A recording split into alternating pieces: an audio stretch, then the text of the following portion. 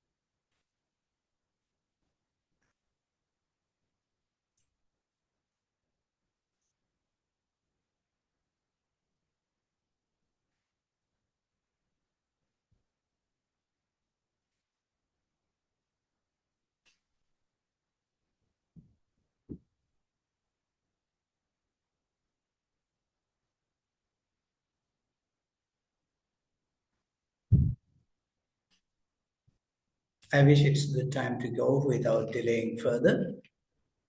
So let's begin. Ladies and gentlemen, let me switch on my camera to indicate that I am here live for you.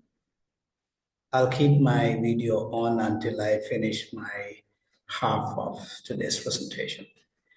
Good evening, everyone, and welcome. Tonight, we are not treating research communication as mere grammar correction, and we are not treating it as a collection of either presentation tricks.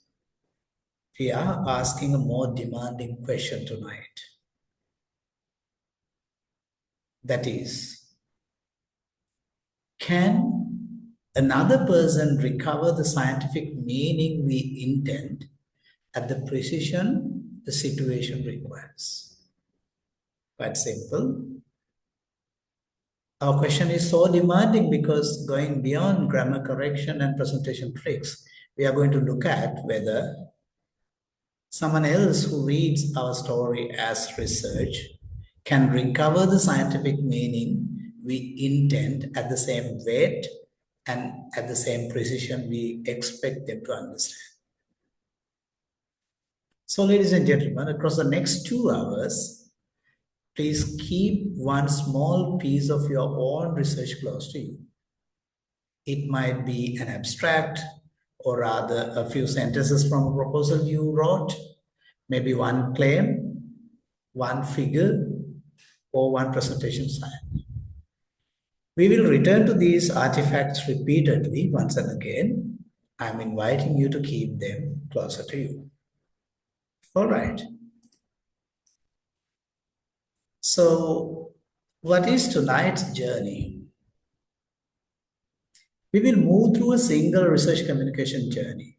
We begin with the meaning of research. Then we examine the rhetorical path that allows reader to reconstruct that meaning of research. And then we ask what the evidence actually permits us to claim. Because in the research, we make claims based on evidence. After that, the research has to travel into another audience, maybe another genre or another medium. Finally, we ask how to make that meaning easier to process without removing complexity that genuinely belongs to the science. You know, science is inherently complex, but without removing the complex science from it, how can we make meaning easier to our readers? During these 2 hours, you will not only listen, you will be repeatedly noticing, and you'll be interpreting, and you'll make decisions, and you'll perform. You'll receive certain information from us, and with your own understanding of research, you will start to reconsider research communication. So that's how we move tonight. I think the path is clear. Let's move on. Before we begin, I actually want us to make one agreement about the material we will use today. We, in our workshop, will not be using any of the fabricated research scenarios. We'll be using completely authentic research, abstract, and context taken from actual research published. When you see a published wording produced from a source, we will label it as an authentic excerpt. And when the underlying research is authentic, but we sometimes add arrows, highlightings, moving labels, and we'll be doing croppings and analytical map showing, we will label that as authentic research plus facilitator analysis. And maybe at points where we'll be reshaping authentic research for a newly spoken, newly written, or newly negotiated visual situation. And such moments we will label them as facilitator reconceptualization of authentic research. So, ladies and gentlemen, that new wording or visual arrangement is ours. It must not be attributed to the original authors. Why do I reveal this distinction? It is because this distinction matters because the workshop is all about responsible research communication. Therefore, our own material should model the same responsibility. So, we are to move ahead.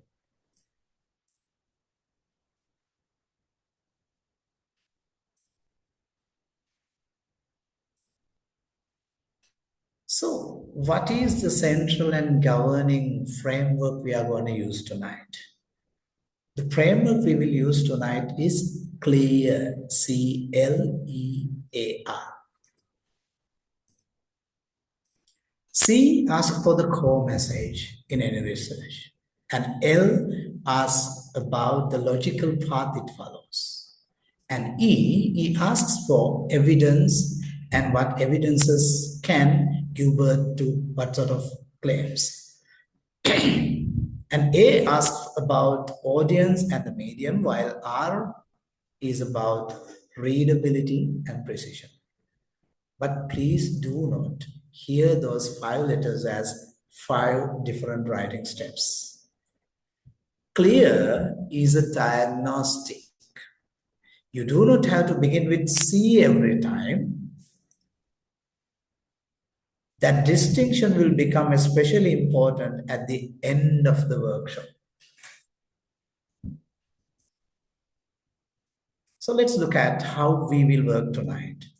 For the first hour, I will work with the first 3 lenses of the clear framework. With C, we ask what the research is fundamentally communicating. With L, we ask how rhetorical path makes that research meaningful to a reader.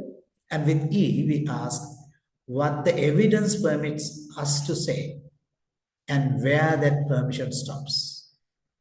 And then Ashwini will take that protected size into audience, into genre, and into readability, and into multimodal communication. So the 2 halves are not separate topics. The second half depends on the scientific boundaries we establish in the first. Therefore, you cannot escape from one episode to the other. I think the fundamentals are clear. Can I get a thumbs up or any emotion from you to begin the rest of the story tonight?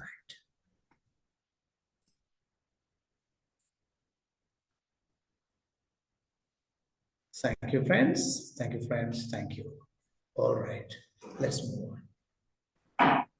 I wish I have emailed it to you. I wish you have with you the workshop companion and authentic research corpus appendix. It's actually appendix in the same document below. And I wish that some of you have had the chance to look at the workshop synopsis, that you know that we are going to navigate something with a new way of looking at it. So ladies and gentlemen, let's move on. I do not really want to begin by giving you a definite structure at the beginning. I'm inviting you to do something with me. Now you can scan my screen where you can see the figure. Open Corpus 1 and read the complete abstract once from beginning to the end. Now you may notice that we are working on MERCon articles, some other authentic high-end journal articles. For this first reading, ladies and gentlemen, you do not need to do any underlining or do not try to identify any move. I want you to just ask one question from yourself. What is it? What is this study asking me to understand? Just one question in mind. What is it? What is this study asking me to understand? So if you do not have the ability to reach the source, let me show it on screen. Here you see. I'm going to keep myself muted for a while until you finish your reading.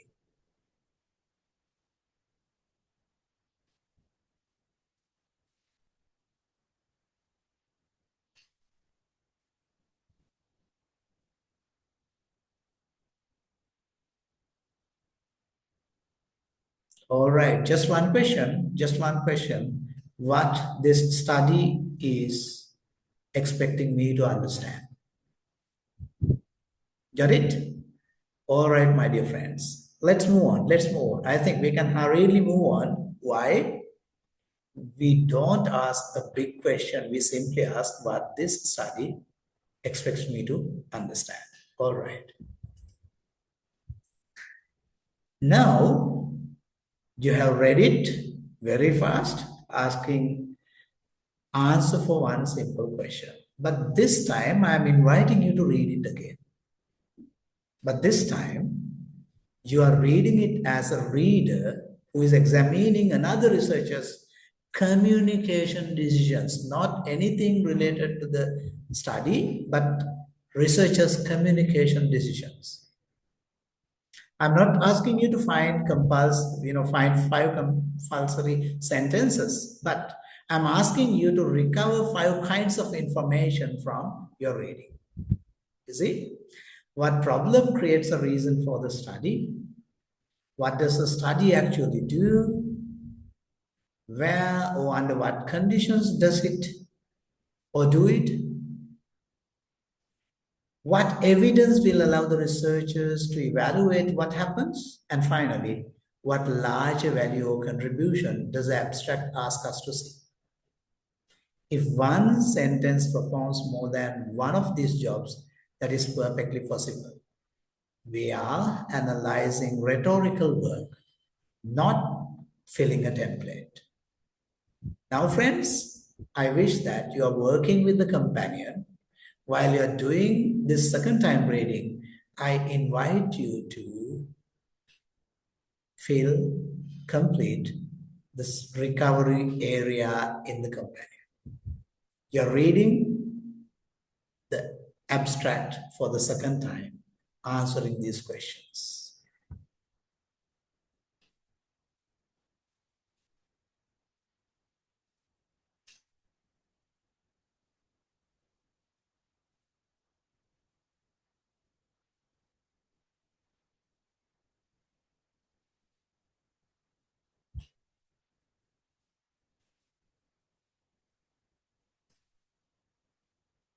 She's an interesting story coming from Nupe Matara,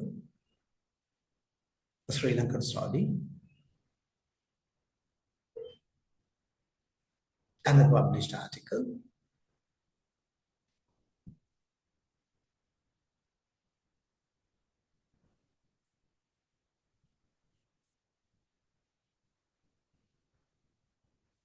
What did you recover in your second reading? Problem, what action the research brings, where it happens, what evidence, what contribution does it bring?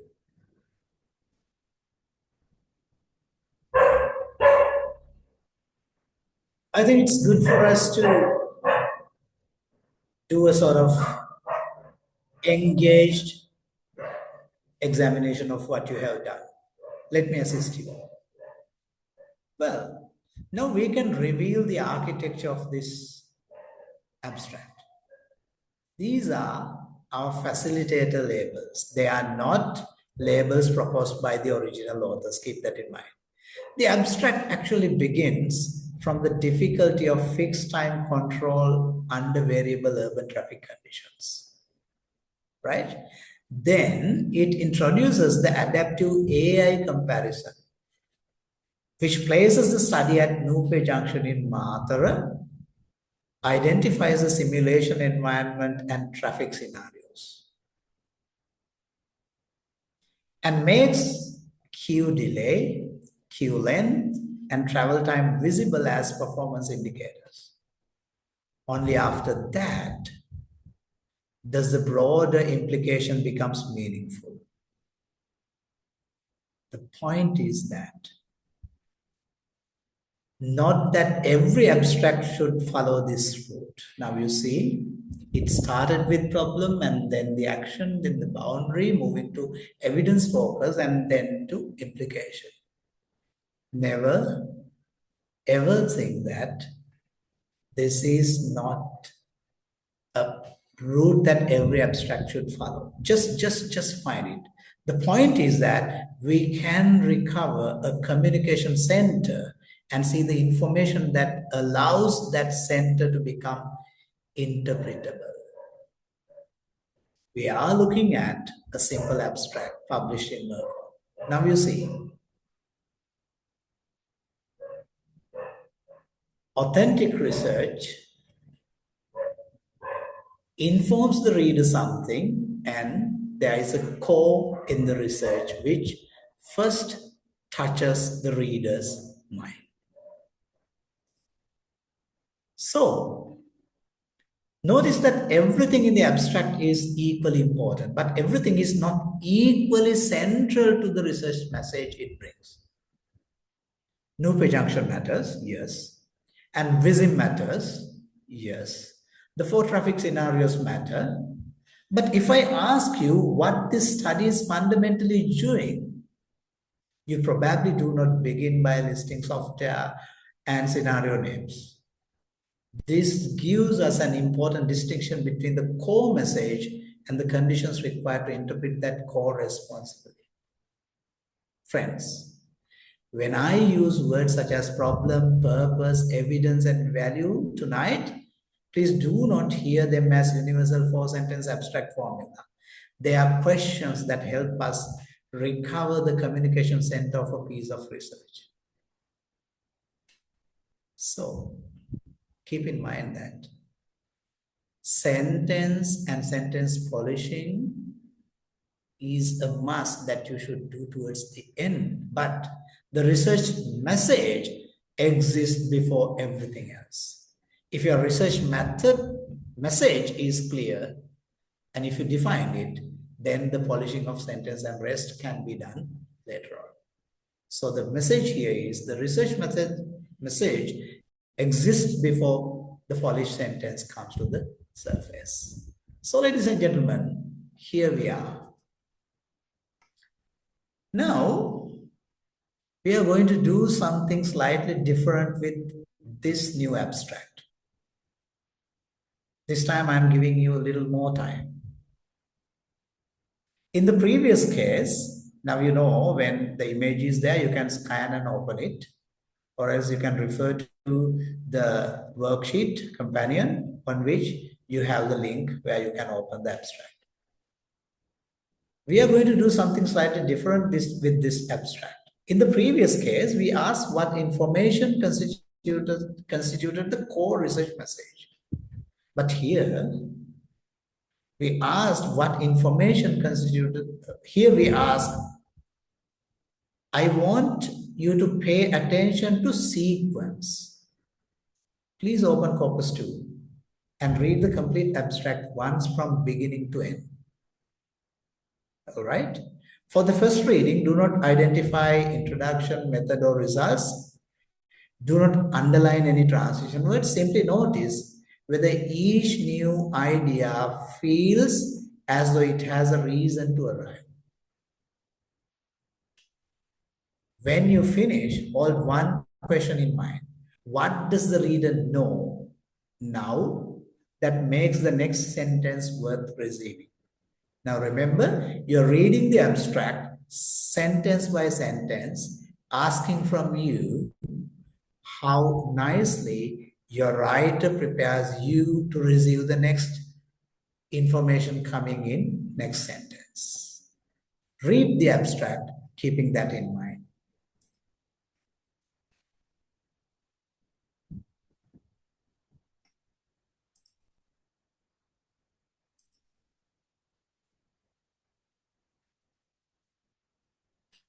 This is about EEG and BCI.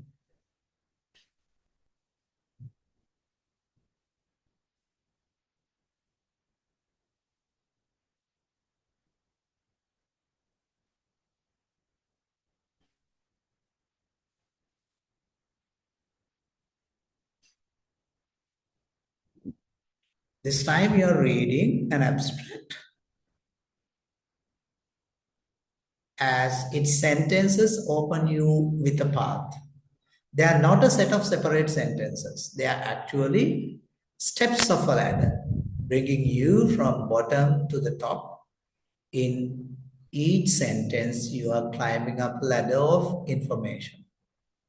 Watch how the text moves from field to dominance practice to limitation to the present study. Reminding you again, see how one sentence moves to the next, giving you a bit of readiness, preparation, and information to move to the next level. The text moves from field to its dominant practice to the limitations it identified, which puts the present study in place. Let's do the analysis. Why not?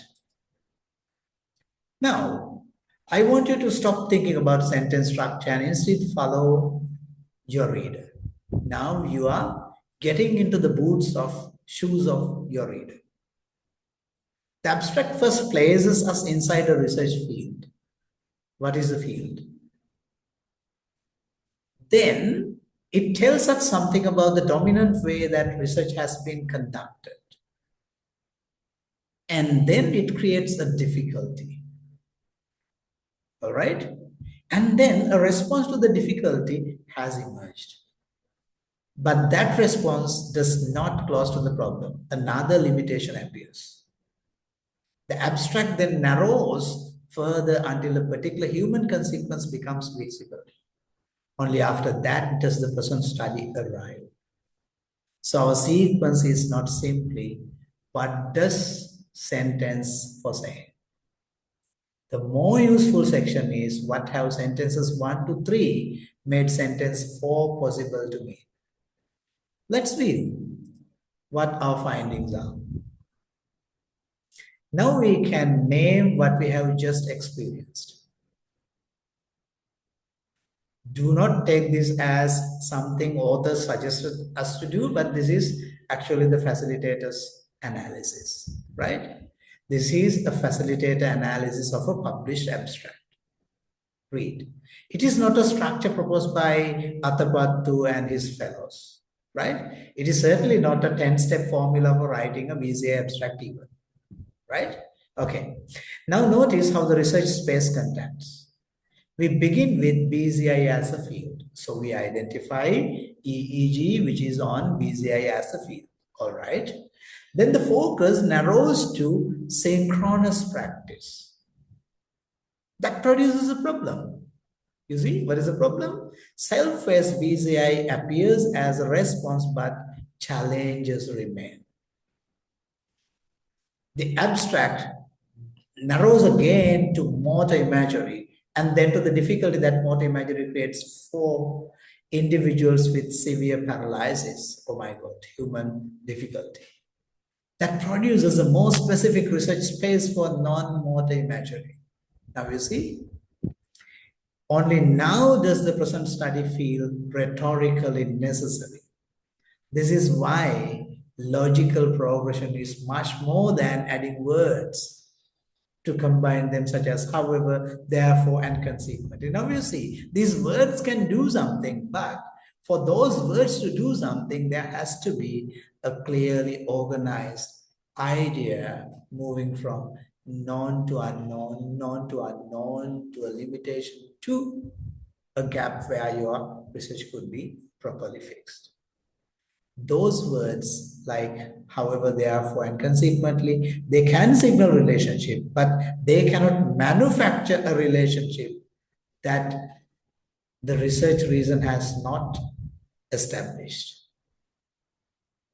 So, as we have analyzed 2 abstracts right now, we are trying to negotiate the core, and from core, now we move into the L. Yes, here we are.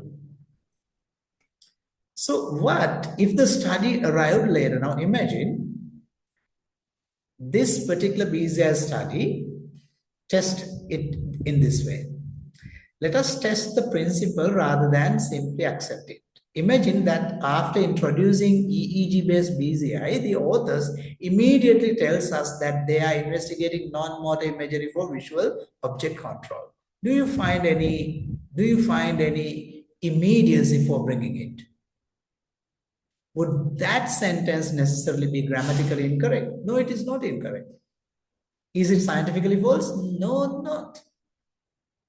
So why might the foolish progression serve the reader differently? Look at what the reader would not yet know. We would not yet know why synchronous practice matters. We would not yet understand why self-based BCI emerged. we would not yet see why motor imagery leaves a particular problem unresolved. The purpose would arrive before its rhetorical necessity had been actually constructed.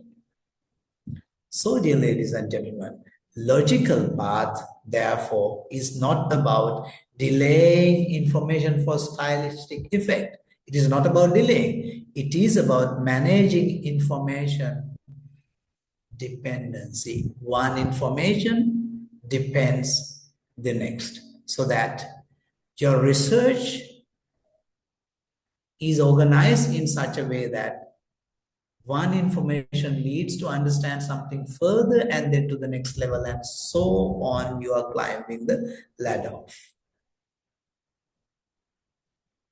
Now, if we renegotiate this abstract between version A and version B, field dominant practice, problem alternative, remaining problem, human consequence and present study, or version B, what do you think is the best method? Can you quickly respond me on chat? A or B?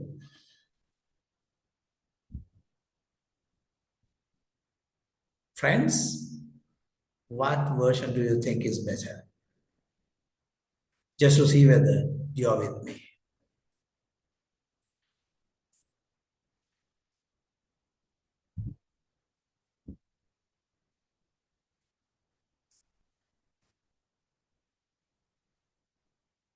Hello, I'm waiting for your responses.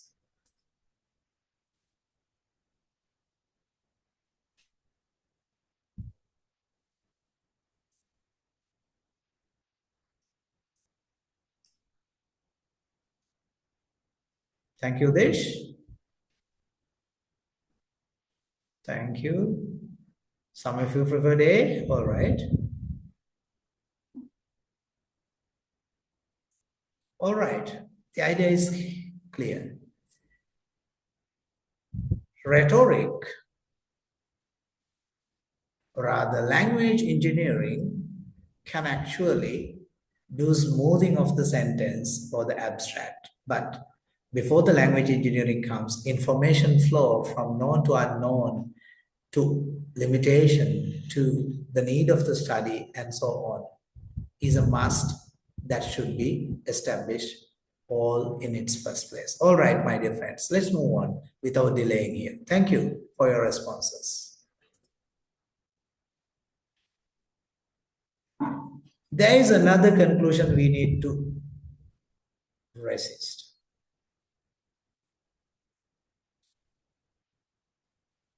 Now you have seen two logical paths. Having seen this progression in this BZI article, we should not turn around and tell every STEM researcher to reproduce it. Now, the purpose of looking at how the BZI study moved on is not to prescribe you a formula how to, run around in writing a STEM research abstract. I'm inviting you to compare it with the traffic signal abstract we examined earlier. Nuclear junction matter. That research has different communicative problem and therefore constructs its route differently. Now here, the point of genre awareness is not to discover a hidden universal template. It is to notice the kind of rhetorical work that exists in a research community, and then to make deliberate choices in relation to your own disciplinary situation. Now remember, the traffic study puts its information order in its unique way, whereas BZI study has a different route. In the traffic signal study, we have seen local traffic problem, starting with comparison and then moving to case location and simulation, then indicators and implications. But in BZI study, we have seen it's a field practice.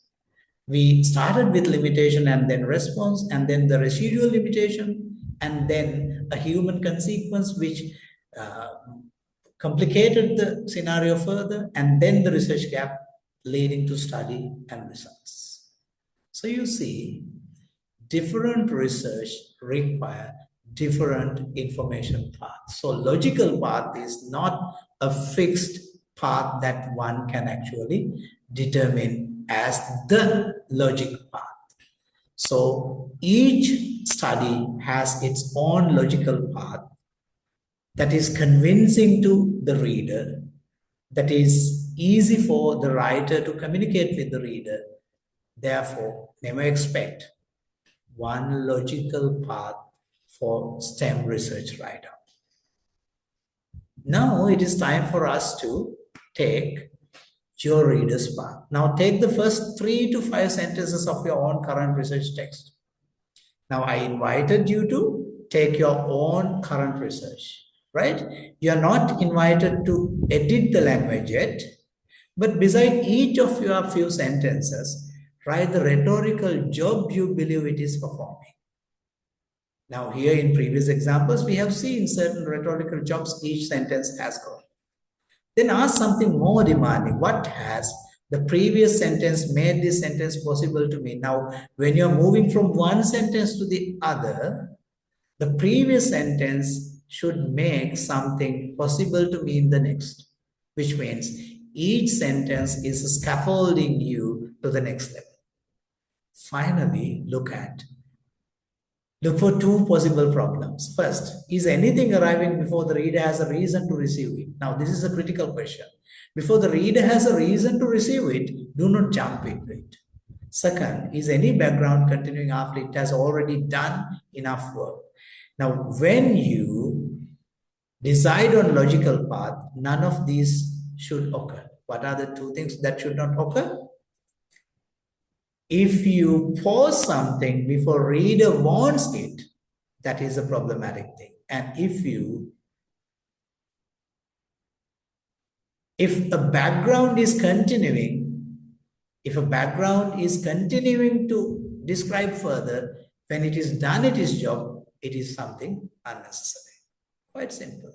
I'm inviting you to apply that into your own work leisurely after the workshop. Let's move on.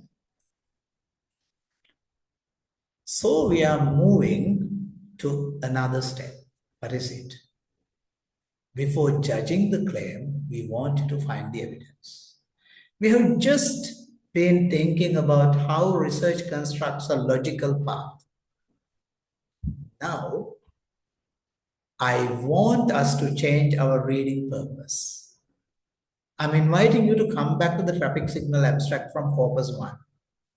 You can open the corpus and open corpus 3, the MERCon 2025 ambulance priority study. This time, do not ask which study is better. This is not our question, right? Read as an abstract reader who wants to know what the evidence permits the researcher to say. Now, there are evidences coming in, and those evidences permit something for the researcher to make as a claim. Read that part. Place an E beside information that gives you evidence. You got the point? Place C beside the claim for implication. And place a question mark whenever you feel you would need more information before deciding how far a claim can reasonably travel. You are not evaluating the whole research study. You are examining what this particular genre makes visible to you. Got it? We are looking at corpus 1 and corpus 3. Corpus 3 could be opened using this particular image that you see there.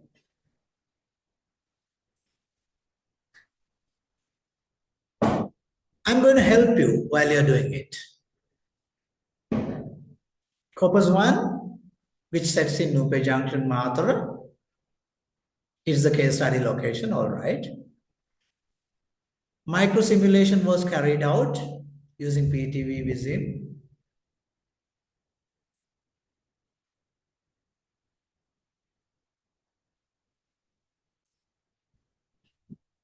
Key performance indicators, queue delay, queue length, travel time, that was analyzed. And then these findings suggest that AI-based, yeah, that is how Corpus A tries, how Corpus 3 tried it. It says the system achieved 98% accuracy in distinguishing ambulance sirens from urban noise. All right. Field trials demonstrated sub-second decision latency and reliable lane identification all for 50 test cases, cutting average cross-traffic disruption from 5% to 2% per cycle. My God. These results affirm the feasibility of using audio-based IoT systems. Now you see the two corpuses, two abstracts, how they function against one another. So now we can reveal the evidence architecture of the two abstracts. In corpus 1, the abstract tells us the case location, simulation environment, the 4 traffic scenarios, and the variables used to evaluate performance. And its concluding implication is comparatively broad. It describes adaptive control as effective and scalable. Looking at corpus 3, the abstract makes several performance results visible before arriving at its feasibility claim. You see? Classification, accuracy, decision latency, lane identification performance, and the quantitative comparison of cross-traffic disruptions. Again, I am not asking you to rank the scientific quality of the two studies. Don't misunderstand. Our question is narrow and more useful for research communication. How visible is the warrant that connects the evidence to the claims? How visible is the warrant that connects the evidence to the claim? An abstract cannot contain everything, but what the writer chooses to make visible affects how readily the reader can audit the claim. So this is something that you must establish in your abstract with visible evidence to arrive at your claim in a strong basis. So, ladies and gentlemen, stay with that question for a moment. Let me ask, which abstract allows you to audit the route from evidence to implications more easily? And what exactly makes that route visible? Please keep the distinction narrow. We are not saying that one paper is better science than the other. We are not saying it at all. We are asking what the abstract reader can see. That is an important research communication decision in its own right. So my question is clear. Which abstract allows you to audit the route from evidence to implication more easily? Can you respond in chat? Is it the ambulance priority abstract or the traffic signal abstract?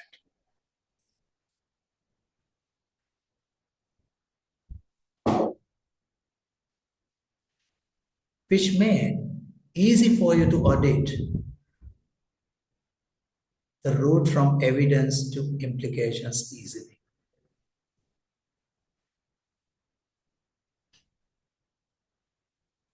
I'm telling once again, I'm not asking which abstract is better, which science is better. I'm asking which abstract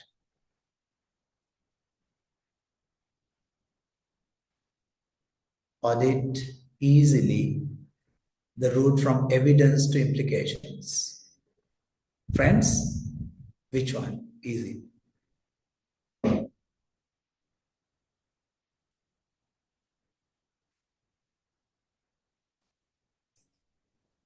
Is it traffic signal abstract or ambulance priority abstract?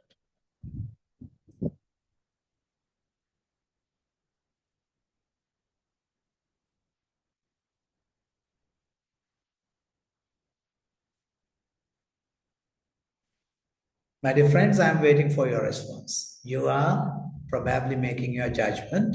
I know how to interpret this silence.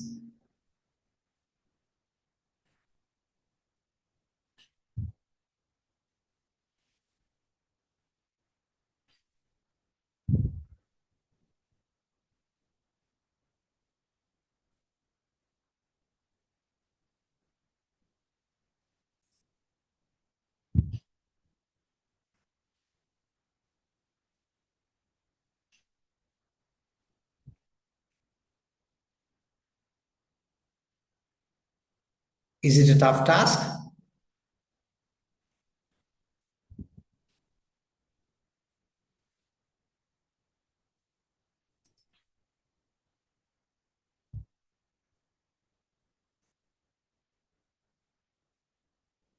Friends, we need to see your response. Come on.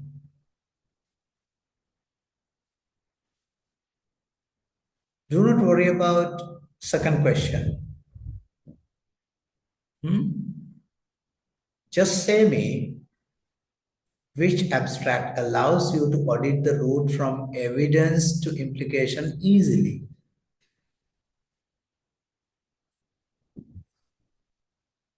There is no right or wrong answer.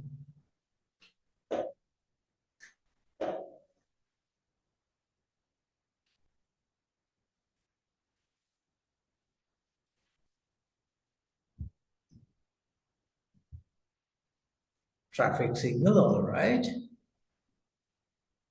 Mhm. Now, when you detect this little question, you know, it is the right of the reader to audit how effectively your evidence guide to implications or rather your claims. So this is what we call connecting evidence to implications, how visible that your connection in your abstract. That matters a lot in your science writing. Let's move on. Thank you very much for the responses. Let's move on.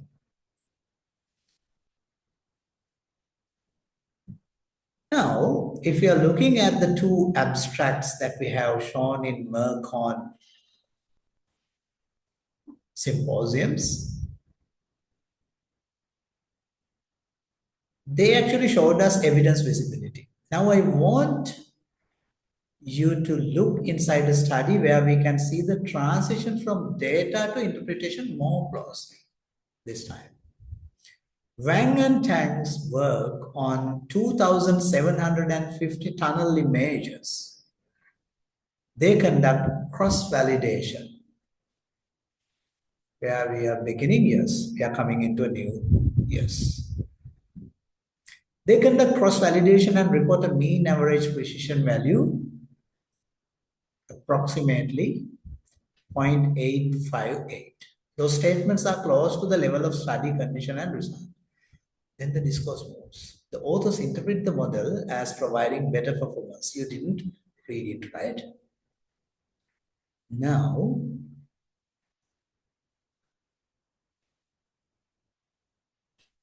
I want you to locate the point where description of the result becomes interpretation of what that result means. The boundary matters because a result does not automatically contain its own implication. The data constrain our interpretation. Why? Claim is still a research decision. Friends, here is Wang and Tang's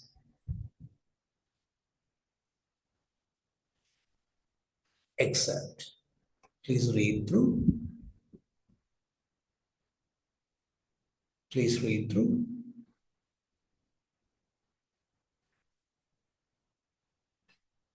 Here, the movement from problem, methods, and results is visible. Notice where the result begins to invite the interpretation.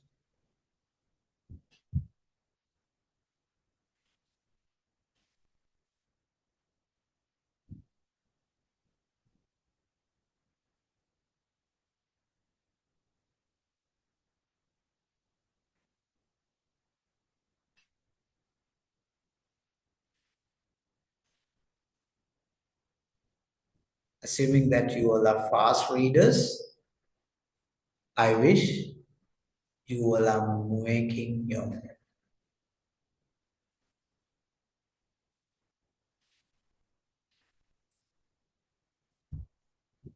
Well, now with me, look at the evidence part.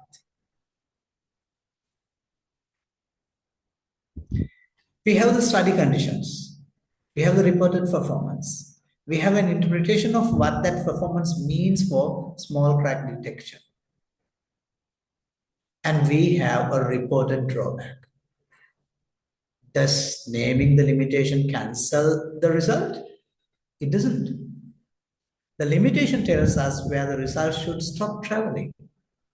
That is central E question, evidence question. Not only is this claim impressive, but how far is this evidence entitled to travel? Maybe your results bring you impressive claims, but how long can this claim travel is a decision made by your results, not by how impressive it is. So, my dear friends, there are boundaries relevant to these evidences reach to make it a claim. Let us navigate what is it. There is a language distinction here that is easy to collapse. A limitation, uncertainty, and weakness are related, but they are not identical. A limitation may describe the conditions under which the study was conducted. What about uncertainty? Uncertainty concerns what the evidence does not completely establish. A methodological deficiency is more specific, non-problem in the performance or design. Now, if you look at Wang and Tang study, the repeated duplicate prediction boxes are not merely a vague uncertainty. The authors identify them as an actual drawback observed in the experiment. In contrast, asking whether the same performance would hold in every different tunnel environment, that is a question about how far the evidence can travel. That distinction matters because researchers sometimes place everything uncomfortable under the word limitations. You are given limits. Now, the most recent research tradition is 3MT, 3-minute thesis, 3 slides. In 3 minutes, you have to state the thesis. Now, within these limitations, how can a researcher pitch his own findings? Scientific communication becomes more precise when we know what kind of boundary we are actually expressing. Let's navigate.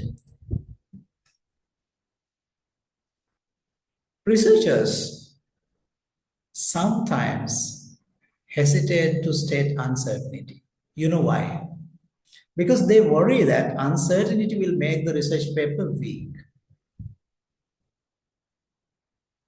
Recent evidence does not support such a simple rule. Your statement of uncertainty, your statement of limitation is not anyway weakening your research. Go and Liu and Chen, they actually happened to synthesize 43 empirical studies and distinguished 3 different forms of uncertainty. The results differed according to the type of uncertainty being communicated. For epistemic uncertainty, which concerns limits of what is known, the overall effect on perceived credibility was small, but it was found to be positive. Shoot and Chu, in their 2026 systematic review, reaches a similarly nuanced conclusion. What is it? Across 24 studies, uncertainty communication generally tended to support trust. Now you see, uncertainty communication tended to support trust. while downplaying uncertainty could foster distrust. Now, if you're trying to simply impress your reader without indicating what the level of uncertainty, that creates a distrust. Remember, this is authentic research. But both studies of research warn us against turning this into another communication formula. Now remember, do not turn this into a communication formula that, whenever you highlight and indicate uncertainty more and more, it does not mean that your research is going to be highly trusted. Don't make that wrong claim, right? Audience, context, topic, and the type of uncertainty actually matter. So the lesson is not always sound uncertain, and it is certainly not. You may insert may into every conclusion. The lesson is this: communicate uncertainty proportionately to what your evidence genuinely leaves unresolved. If your research genuinely leaves something unresolved, you cannot bring your claim into such a lens, so that you indicate to the level that your research has, your evidence has genuinely solved. So within the evidence limit, you guarantee the results. But beyond that, you indicate that there is uncertainty. So my dear friends, we were navigating, I know, in a very fast track, but still we were navigating C, L, and E: core, logic, and evidence. The core of a research means what you intend to communicate to your researcher, your reader, as the core message that you want to communicate them. Logic means how one sentence of an abstract leaves an information for your reader to move to the next level of understanding. That is logic.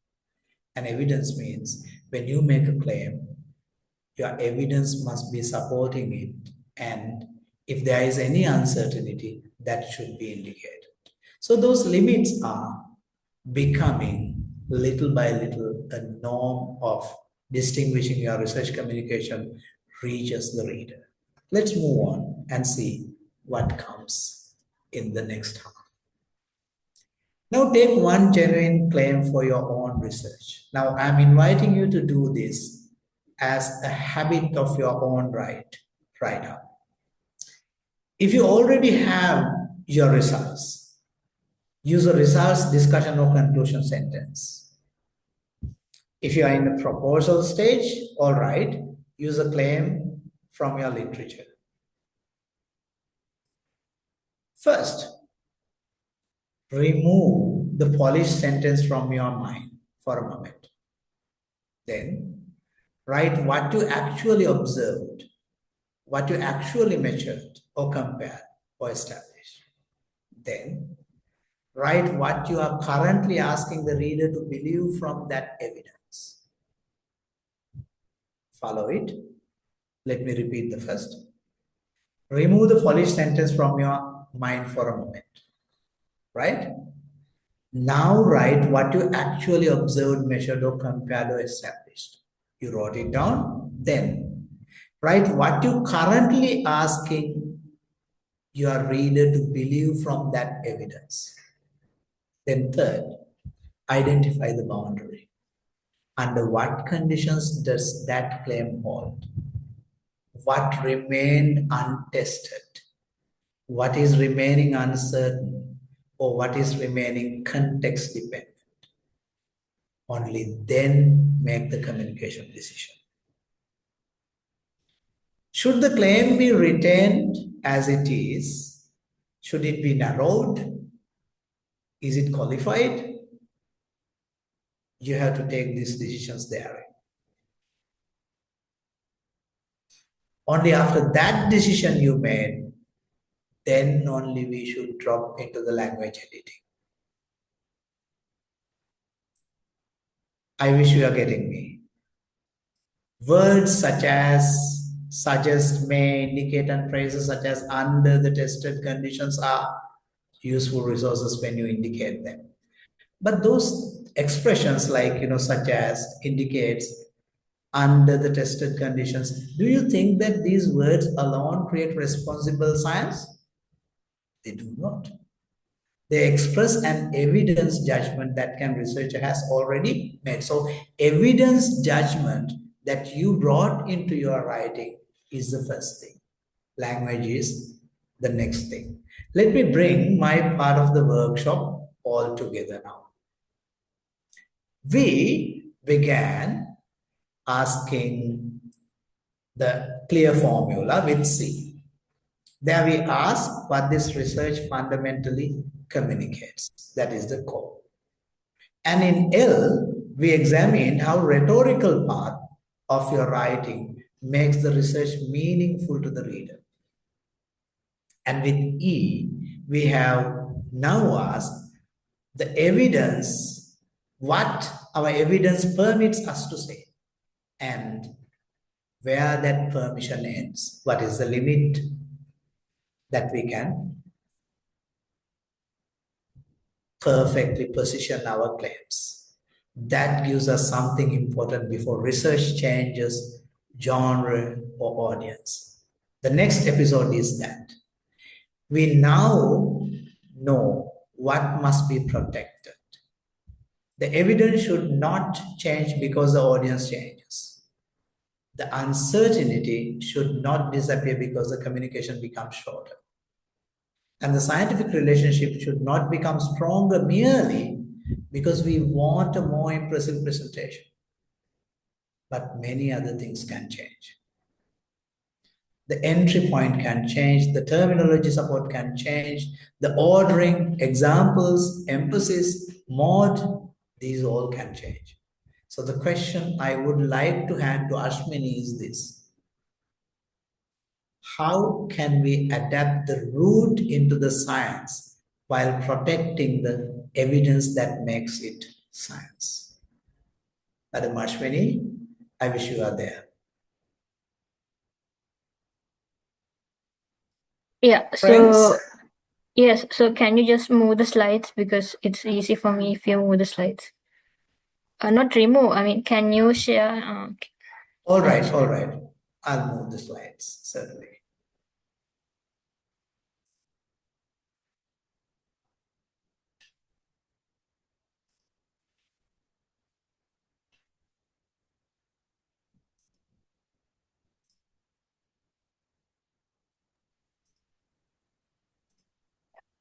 Not remove, I mean,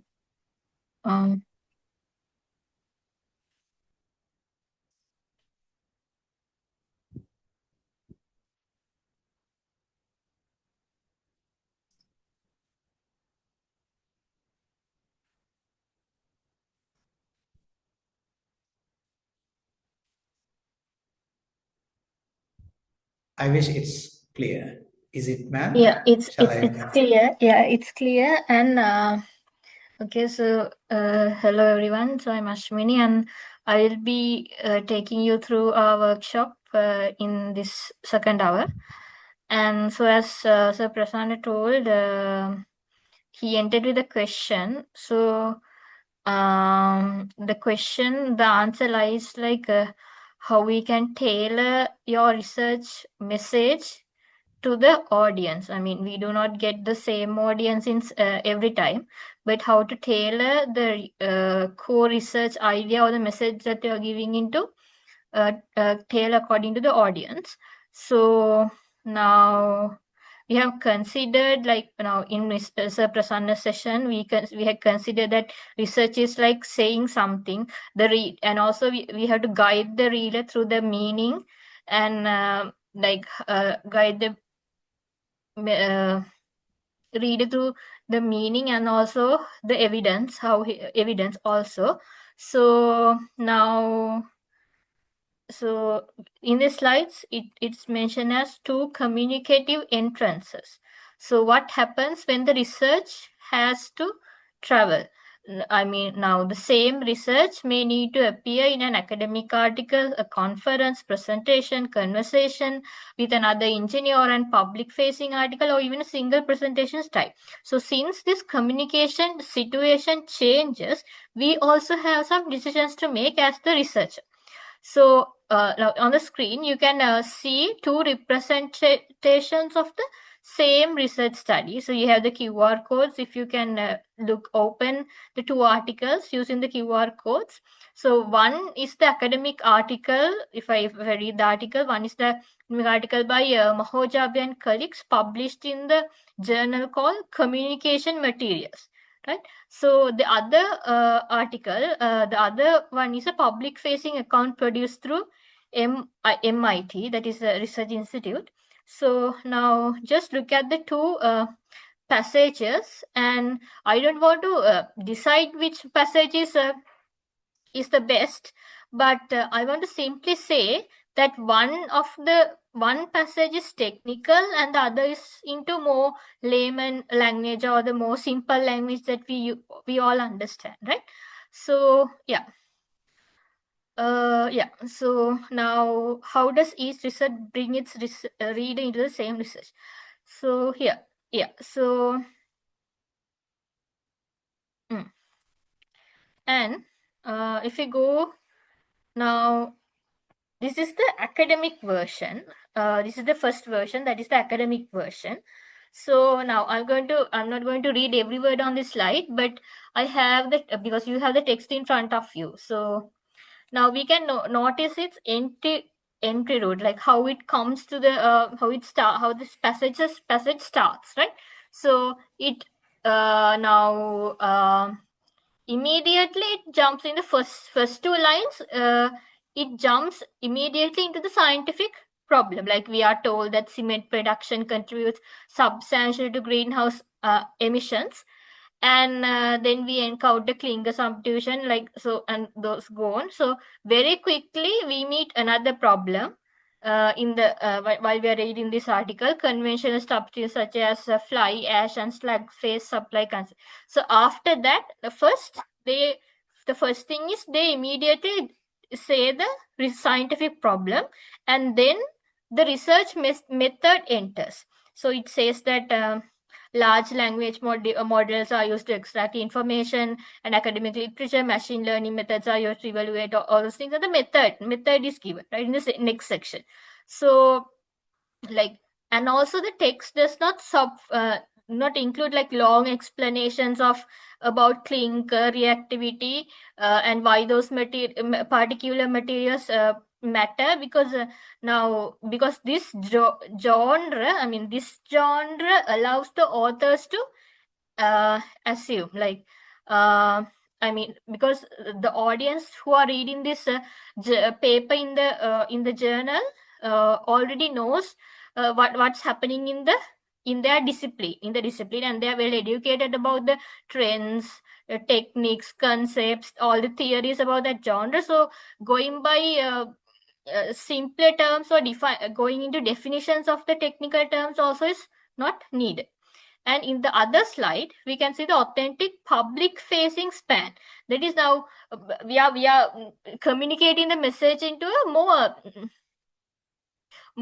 into a public, where the publics are not experts of any science or any subject or anything. They are just they're normal people, right?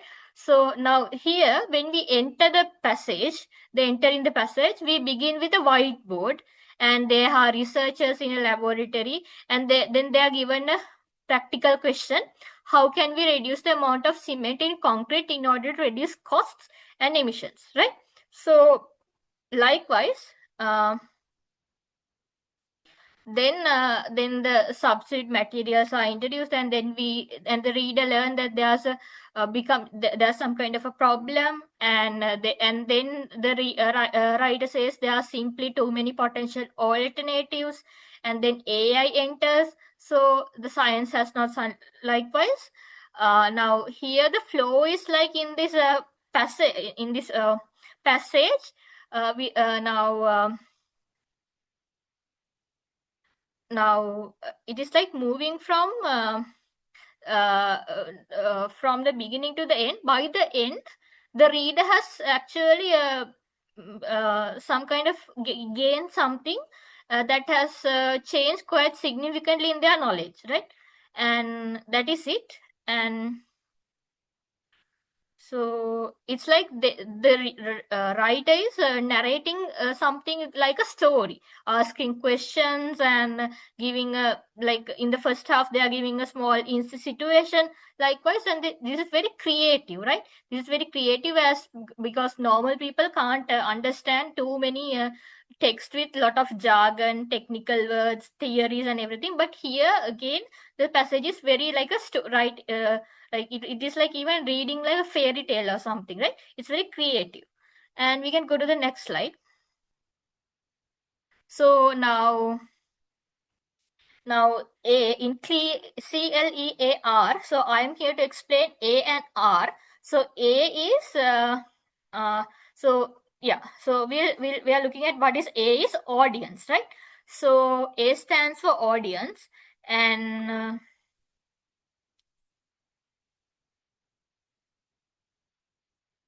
right.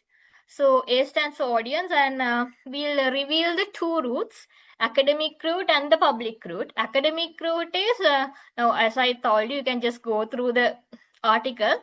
Um, First, we have the entry. What problem appears first, right? That is the emission problem.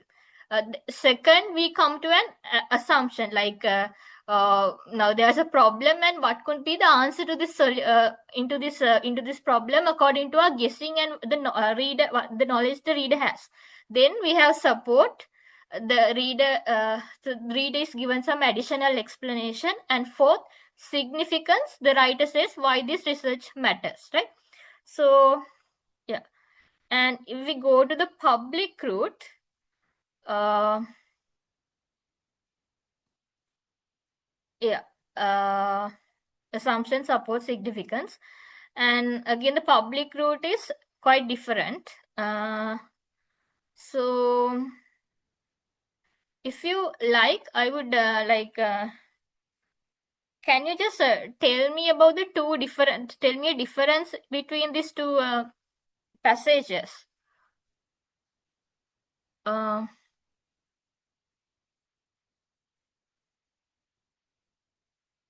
thing is that here we have the public route. So if we place one observation like this MIT, the public route article opens with a practical problem, and the article assumes more disciplinary knowledge. Now, yeah. So which article starts with a practical problem? The academic route or the public route? So here it starts with the public route article starts with a practical problem, and also in the academic route article, the article assumes more disciplinary knowledge. That is, in the academic route, the writer assumes that all the readers in the audience are good. Ushani, thank you. The readers are in the academic route are like they are professors, lecturers, scientists, and everything. So the writer assumes the reader has lot of disciplinary knowledge, and then he does not go into explaining very explaining the things like to a kid or some a person new to that knowledge. He just quickly starts with the problem and then give the methods, then the contribution and everything. It's just like slapping on your head with all the technical words. But here public route is more like they included the question and then a small narrative like a fairy tale and everyone, and then it's the milder version of the academic route because it's a feature article in a paper. Right, we can move to the next slide, sir. Right, so yeah, so we have what changed, what did not. So it's again the same thing. So yeah, and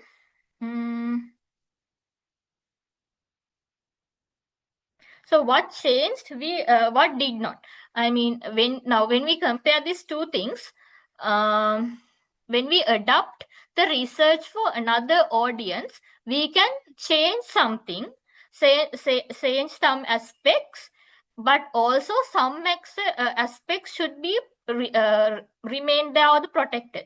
Like now, if we call the research problem, the underlying data and evidence, the principal findings, the relationships among the concepts, the methodological boundary. So these things do not change according to the audience. So these are the key pillars of your research. So they do not change according to the audience. They are there in the when if to open it into any audience, but we have on the right, if we go into a more communicative aspect or a normal audience, we can make some communicative decisions. Like for example, the entry point can change. So you can just start with a question or like a very surprising fact or quote when we are talking to the public, and then the amount of detail also can change. You don't have to pack it with lot of finite statistics and everything. We can uh, just finish the present the research findings as a small like a small story, but not with all the jargon, technical words. And also the order can change, and so the technical terms can be introduced, delaying, or they can be explained and introduced. That we before we introduce a technical term, we can give the definition, and examples can change. The place we are emphasizing on the research can change. The mode can change. So according to type of interaction, all these things can change. So that is called audience adoption, right? So we'll go to the next slide quickly. So audience is more than expert public. So we say, so we can talk, the audiences, there are public audience and also there are expert audience. Now, if we say expert audience, the audience is all engineers. So that is an expert audience, right? So now there are several ways that we can conceptualize our audience. So for example,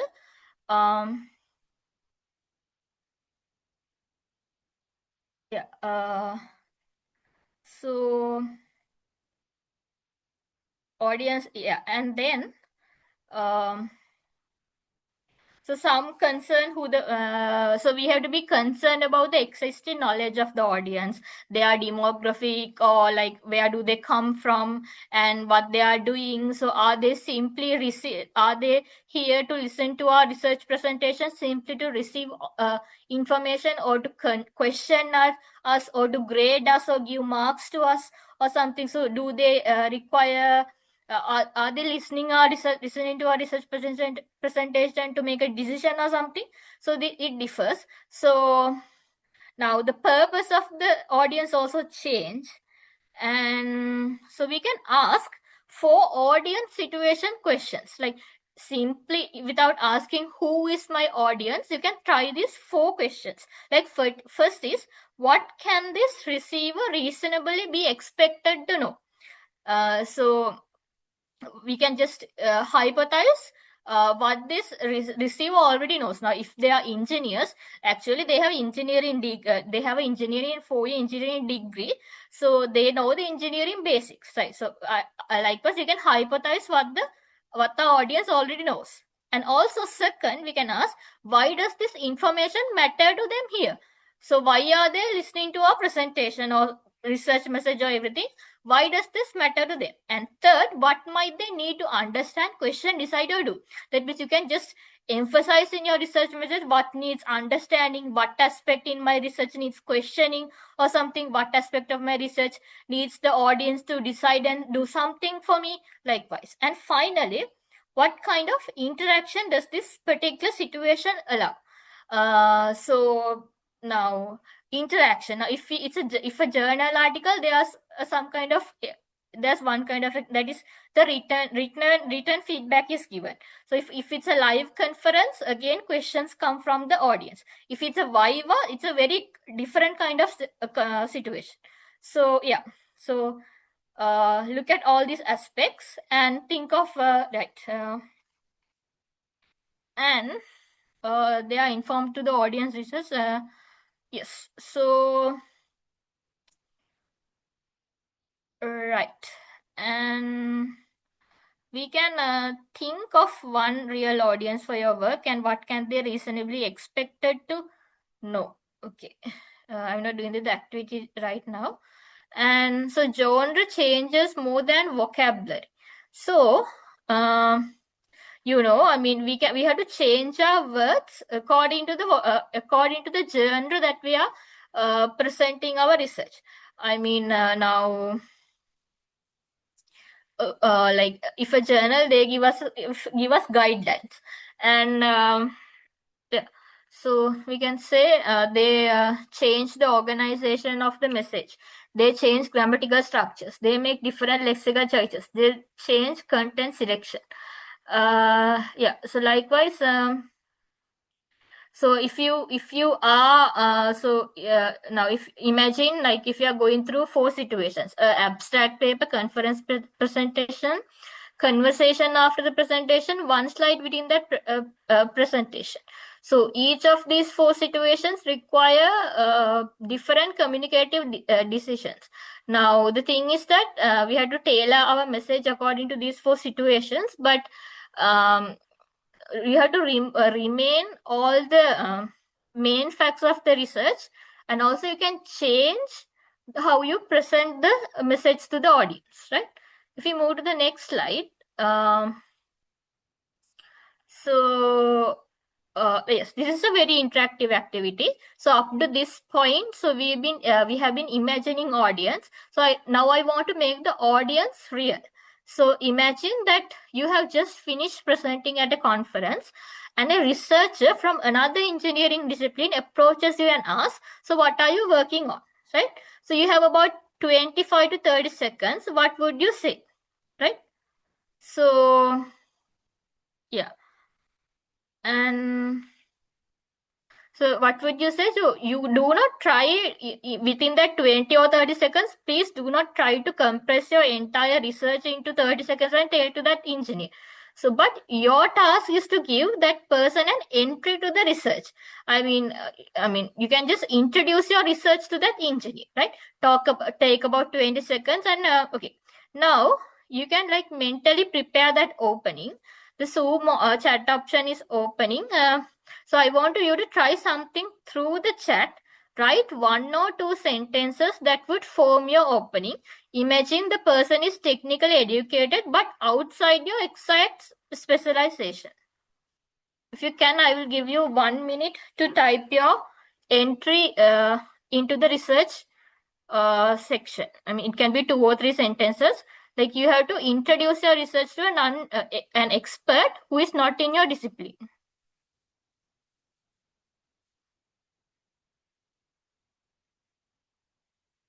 I mean, you can just say there was a problem, and then I started to make some solutions through my research. That will be the entry point to explain your research to a technically who is a technical person outside your discipline. So did you get my question?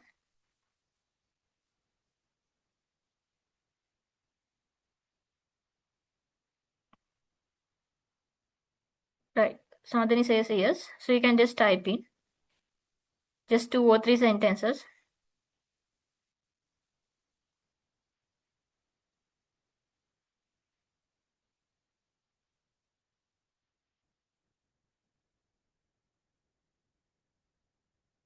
Right. So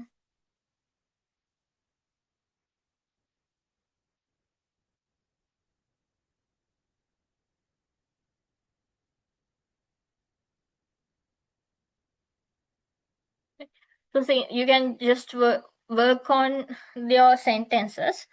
And next, can we move to the next slide? Yeah. So that is now you have to you have still time to give your small introduction to the research. So you have to change. You change because the communication situation required it, and I protected because the science required it. So you don't have to miss any of the scientific details, but you can change according to the situation. So the situation is you're speaking to a person outside your discipline. And right. And also we are going to the next R, final one, R in the clear framework, that is readability and precision. And so that happens.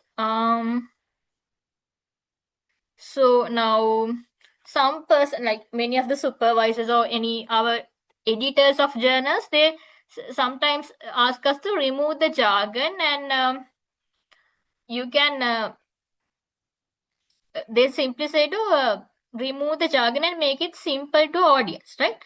But I want you to be more careful than that. So if you look at these 4 terms: anchor free, YOLOX X, contextual information, semantic enhancement, module. So there are 4 technical terms. So but we can't disappear them, right? So now we can't just invent a name for these 4 technical terms and just give them simply to the audience. But we can answer the question just by looking at whether the words sound technical. So now you can open Corpus 4R and look at the briefly at the designated passage. So there's this QR code. You can just go and take it.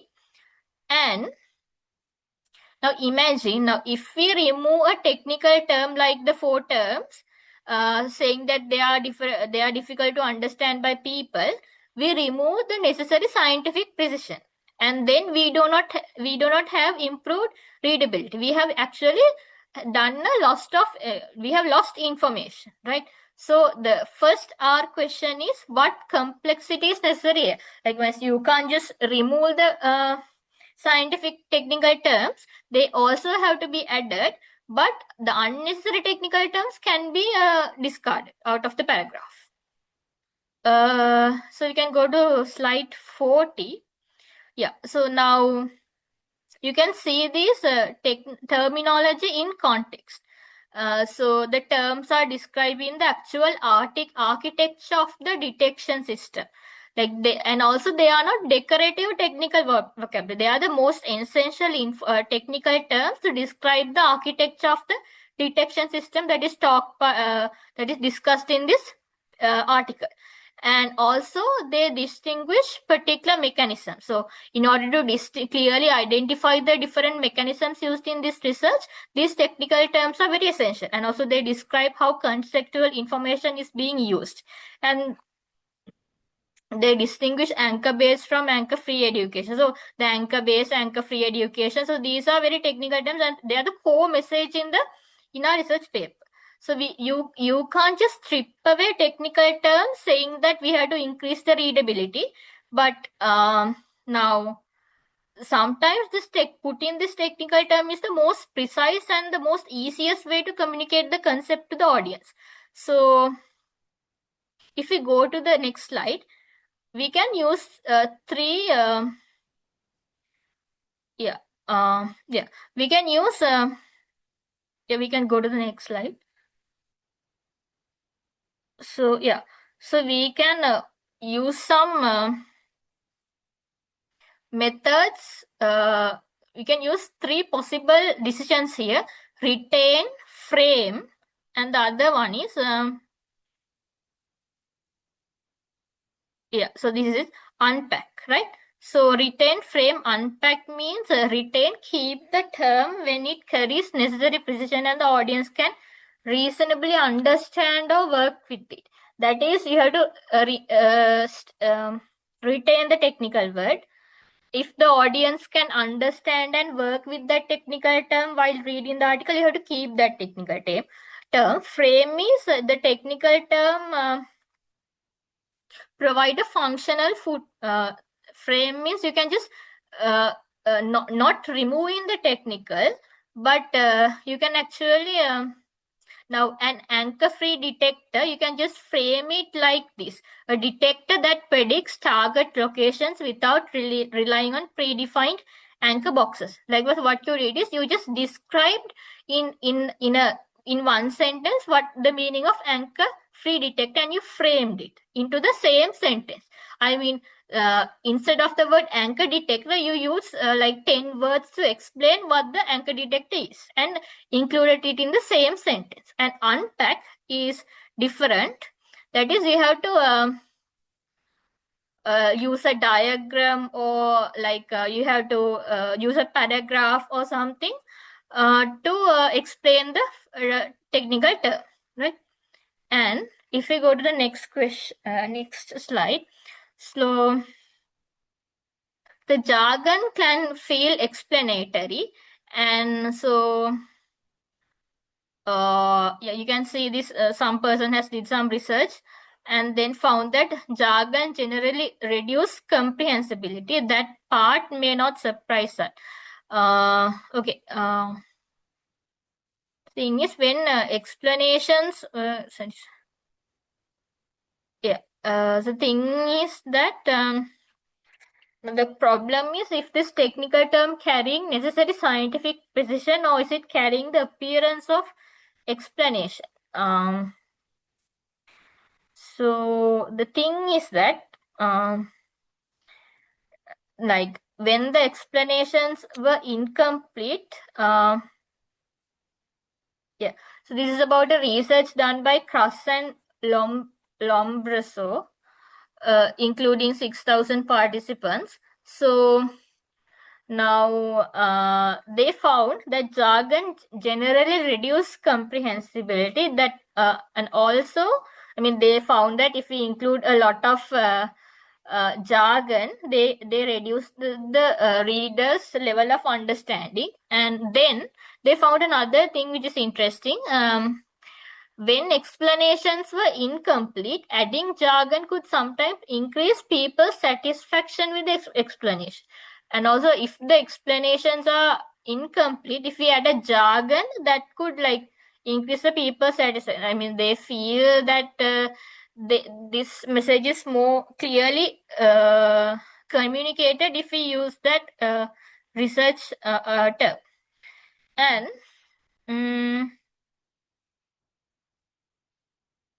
you can go to the slide, next slide. And shorter is not automatically clearer. Okay, now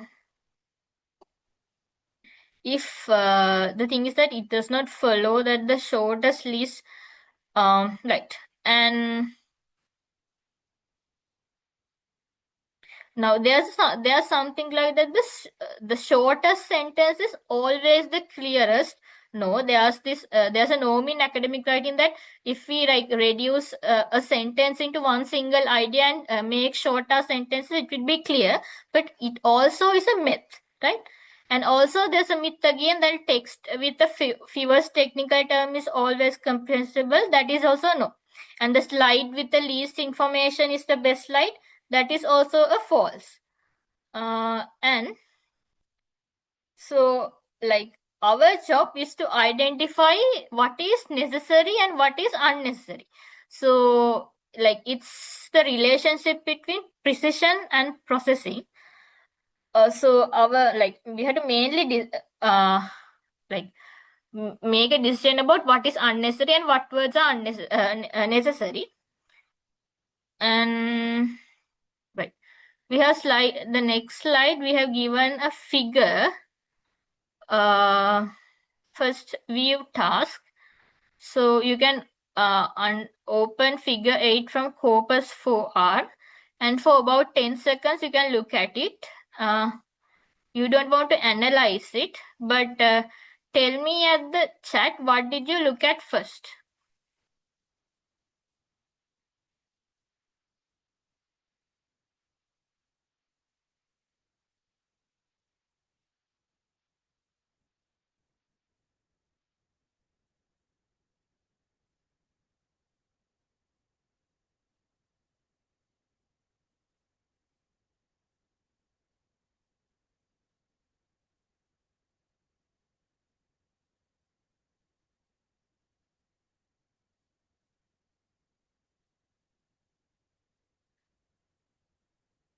Right.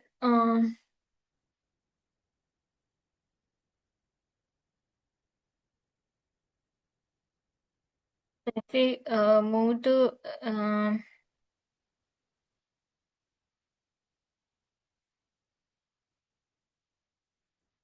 so there's a figure, right? Now, now if we include like a figure inside the journal article, the journal reader can stop, zoom in, compare panels, read the caption, go back to the method, then return to the figure. But imagine I put exactly the same figure on a conference slide for 20 seconds while I continue speaking. So if we do that strategy, the processing situation changed. I mean, now in a presentation, yeah, so I mean, now these figures are actually related to a processing speed and the situation. I mean, if we include some kind of an image into the journal, like they can zoom in, they can read the caption, and then can go back to the method and look at the figure and compare the method description and the figure. So likewise, the processing situation changes. Like if rather than just imagine like including the image and not including the image. And if you include the image, the processing inside the reader's mind has changed, right?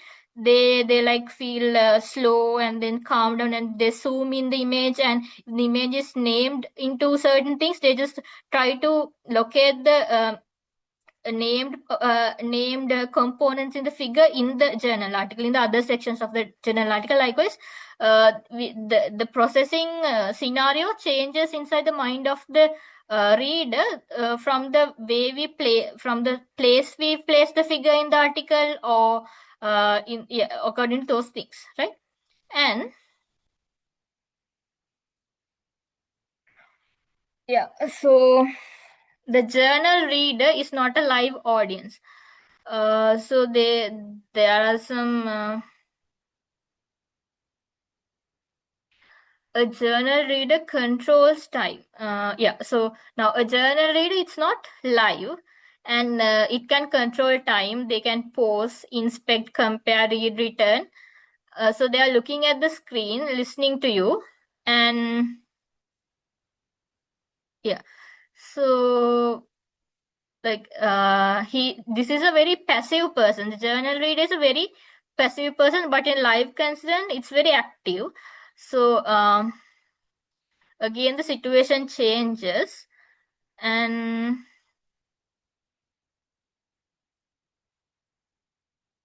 yeah. So recontextualize or do not improve the paper. Now, if we compare the original figure,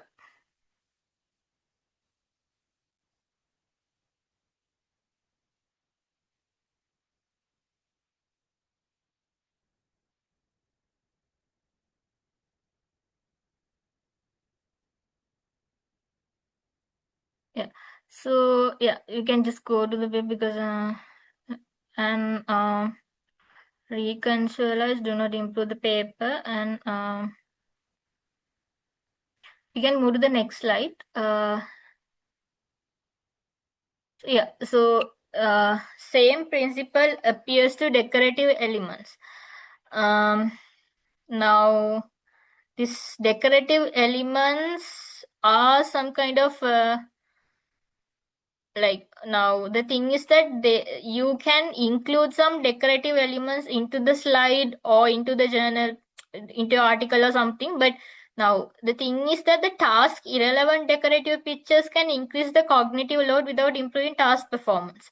And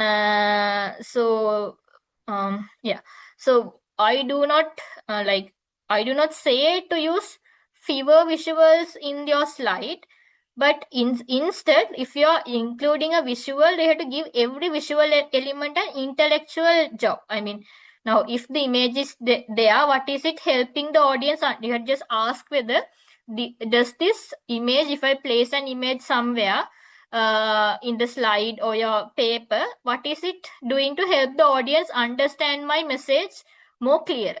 So now if we just include an arrow somewhere in a conceptual diagram or something, you have to just show what relationship it is showing, right? So if you place an animation or something, no, you have to just ask like what sequence do you make visible to the reader through this animation. So if you can't simply answer those questions, actually that element is just a decorative element, so you can change it, or it's just there's no useful thing happening with that element. And we can move to the next slide. Yeah, so which mode should carry which meaning?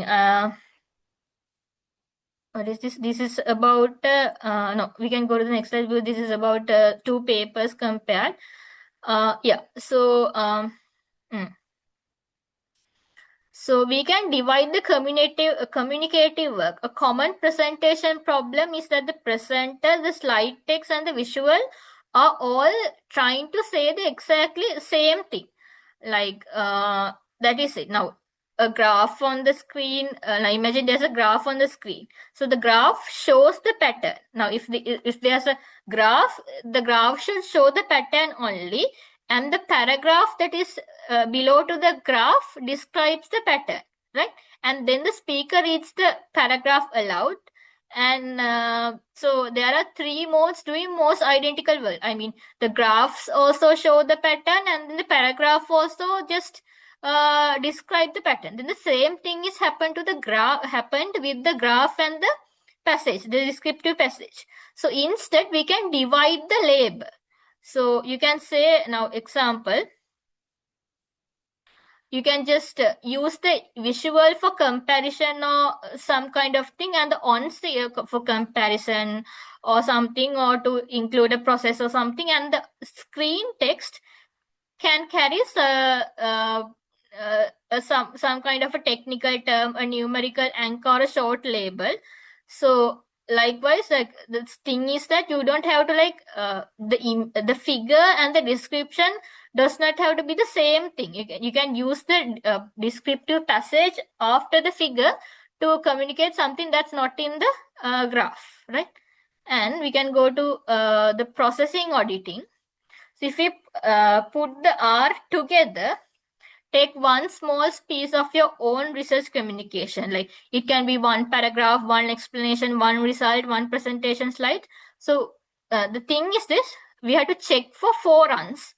One is necessary complexity. So what you have to remain in the research paper as it is, because reviewing it would reduce the scientific precision. What are the most fundamental things to keep in the paper or the slide? And then 2, linguistic friction. So now, does it cause linguistic friction by the reader? Now, when the receiver or the reader is decoding the things in the paper or the presentation, does that decoding gets a lot of cognitive load rather than the scientific, rather than communicating the scientific meaning to the reader? And the third one is the visual job. So if there's a visual, what exact intellectual work is it performing? Like, does this visual just make my slides attractive, or is it showing a pattern, a comparison process, or something? Likewise. And the fourth one is more decision, like what should be seen, what should be heard, and what should be read. The first thing is the what should be read should be clearly written in the article or the slides, and what should be seen should only be given through figures, tables, and everything. And yeah, so if we go to the next thing, the clear transfer, my research, clear is not linear. Now we have all 5 clear lenses. What are we? CLEAR. It's like a recipe to write your research paper or your slide. So we can begin with C, complete it, move to L, then E, then A, and finally to R. So likewise, you can make just a diagnostic system while writing your or creating your research communication message, right? So you enter through the problem that is currently visible, right? And also now also this is the diagnosis system that you can just skip the steps. Like if somebody reads an abstract and still cannot tell what your study is fundamentally doing, enter through C. That is the core. I mean, if the reader does not understand the core message of the paper, you can just start from co and like make the main message more stronger. And yeah, and L is for logic, E for evidence, A for audience and readability. And now there can be a communicative problem between these 6 aspects, and you can just answer the question, what diagnosis most useful right now? Should I change the logic of the paper? Should I bring more clearer evidence or more good evidence? Should I increase the readability, removing the jargon terms and removing the terms? And should I change the audience research message according to the audience? Because you can just look what is missing in your slides or the paper and just do the diagnostic task. And so yeah, so there's just one more thing before we wrap up. So one deliberate revision. So now I want you to this is the deliberate revision. So I want you to make one actual revision. Yeah, so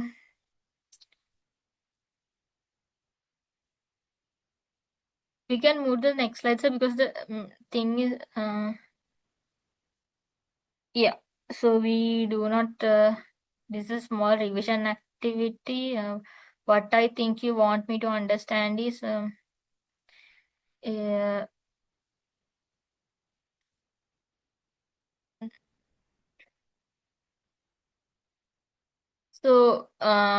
you can just think of a paper you read or paper you are writing now, and you can choose your lens and name the communicative problem and change one thing. And yeah, so you can narrow the move one idea because the reader needs it earlier. You can narrow a claim, or you can remove a technical term or something. Just think about a paper that you have written recently, or you are going to do it in the future. So just you can just type in, because what did you change in that research paper or the slides or something? I changed this because of this reason. I preserved this because of this reason.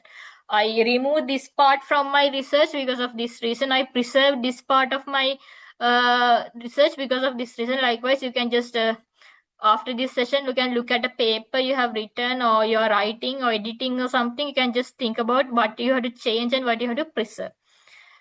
And so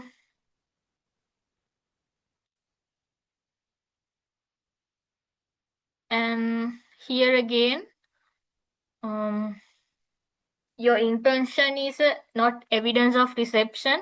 There's one final step. You have made a communication. Yeah. So,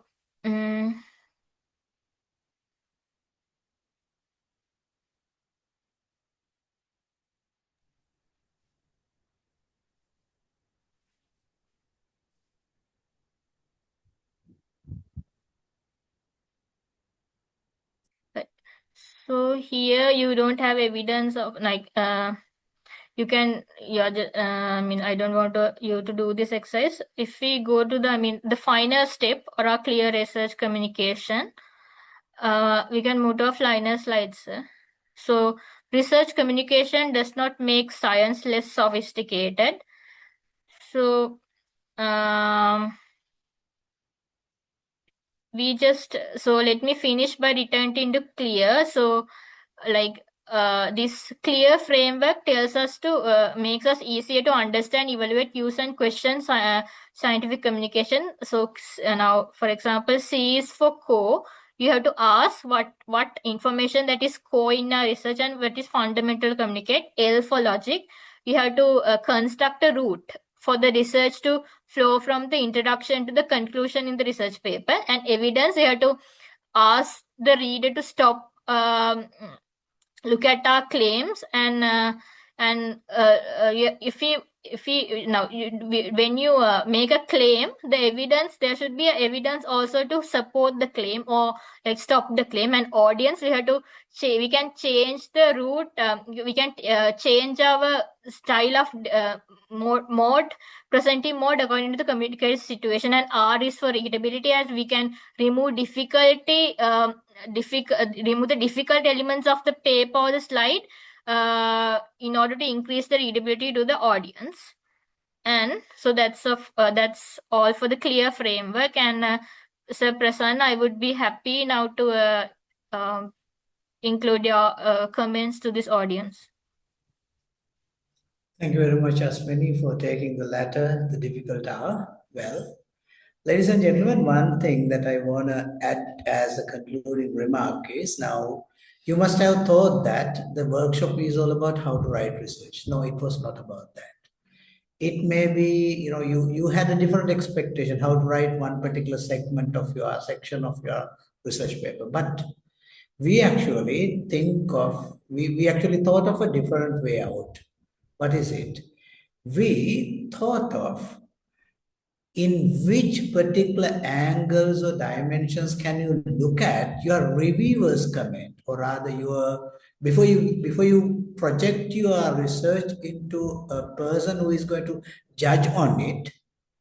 If that particular person, maybe reviewer, maybe test editor, maybe your supervisor, maybe general audience that receives your information, they might get your research not perfectly, as I often phrase it as crystal clear communication. How to establish in scientific communication crystal clear communication is the central concern we thought of, in which how can you diagnose the problem, or rather the loophole that you created in your research, how to diagnose that.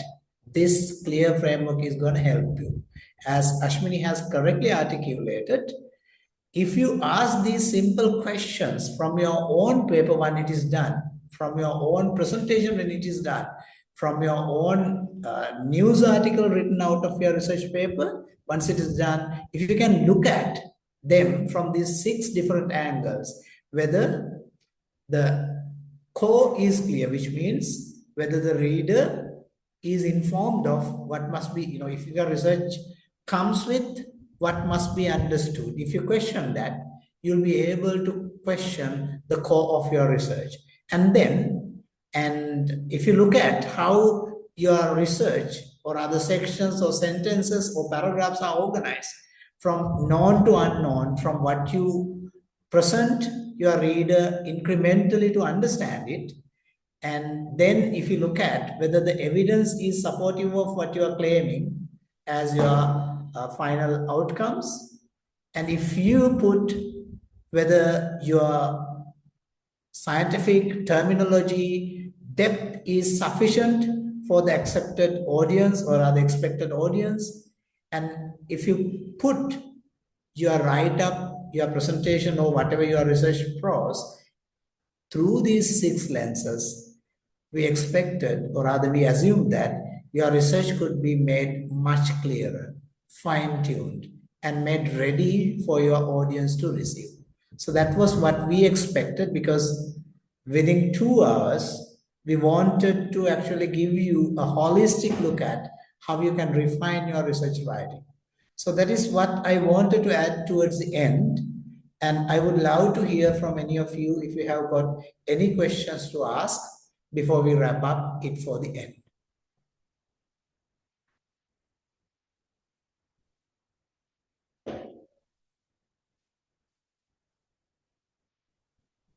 Friends, any questions you got to ask? I'm still there. It's not a chatbot speaking. And Madam Ashwini is also there.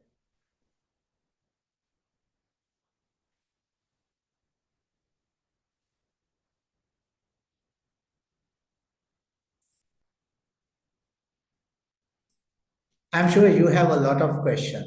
It's evident. But you have very little time. Well, let us make it this way. Now, We'll be certainly posting on you, on your emails, a way that we can actually continue our communication on this regard. And most of those who are hanging around here, I know they are connected with us on our postgraduate studies module so that you all can bring that message to there as well. And of course, I'll create a communication channel where we all can communicate further. We can ask any question therein as well. Anything else, or rather, any remark or any comment and criticism that you all have to make here? This is for that. And for that, we can accommodate the coming 1 or 2 minutes. Ladies and gentlemen,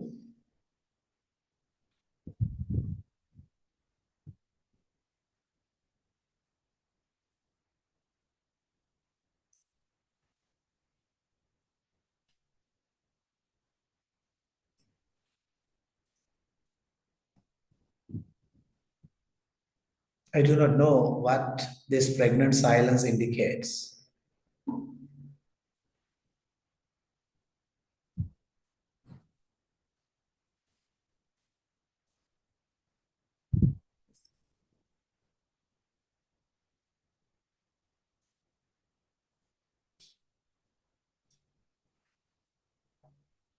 All right, Ushani. Hmm. So, what is your different idea right now?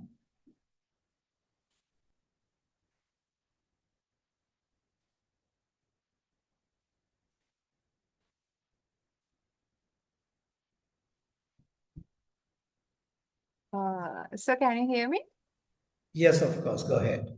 Yeah, uncertainty is the not the 100% key factor for a reader to make the paper readability has and improving the curiosity. Because we when we have the curiosity, then we are tend to read the whole paper. But I thought the uncertainty is the main factor for do that. But now I think it's not because when the uncertainties go higher, our research communication is not crystal clear, I guess. Yeah, you're understanding it rather correct because uncertainty is not something that we put behind the bars, or rather, they should not be kept in the what we call gray area. They should be kept open. Then only, perhaps, imagine that your research is going to be taken to a next level by another researcher.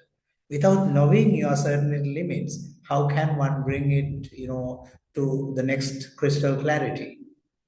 So that's why uncertainty is going to be a really critical thing in your research write-up, which you should reveal, and of course, which you should carefully handle in your writing. Thank you very much, Sandhani.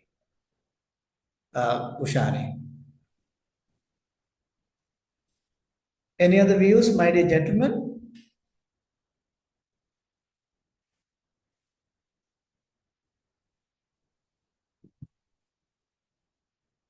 All right. In the meantime, I should acknowledge Madam Ashwini Karunaratna. I know that she is with a lot of work with her commitments to the department and for her personal development. But in the midst of all that, she extended her willingness to commit 1 hour, particularly the difficult 1 hour of the workshop with me and with you all. I think that added a bit of difference and interest as well. And of course, she is coming from mostly from your generation. So I thought that makes the appealing much more relevant. I acknowledge your contribution here, Madam Ashwini, for all that is done. And friends, Yeah, thank you very much. yeah. It was nice to deliver this session with you to some bright minds. So yeah, thank you. And actually, the number matters, but here the quality matters. We have seen that, the many number, or rather many heads in front of the screen, just, hanging around for just peeping up is not what actually a workshop can deliver. So I thank once and again for all you ladies and gentlemen, super duper minds, for taking your time to listen to this little bit of nonsense which Ashwini and myself happen to share with you. But I'm sure that towards the end you realize that these nonsense make certain nuanced decision-making processes easier. So with that remark, I am thanking you all on behalf of the MERCon organizing committee. Thank you very much for joining us in this evening and looking forward to see you lively in a real research communication dialogue. Thank you very much, Madam Ashwini, once again. Thank you very much, all the participants once again. Looking forward to see you. Good night.